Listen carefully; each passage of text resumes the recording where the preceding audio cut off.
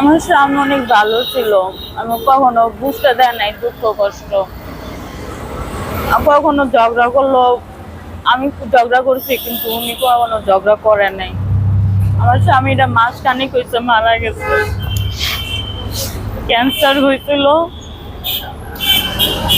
আমার বাসায় দিয়ে গেছে আমার স্বামীটা।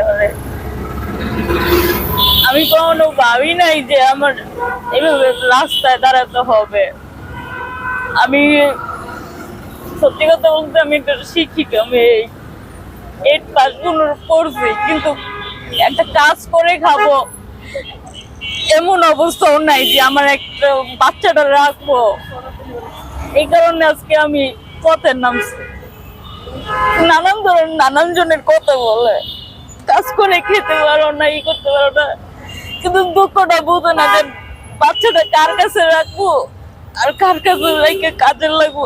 আজকে যদি আমার স্বামীটা থাকতো তাহলে এমনি আমার কেউ কথা শুনতে হইতো না। আমার কিছু বলার নাই, আমি না বলতে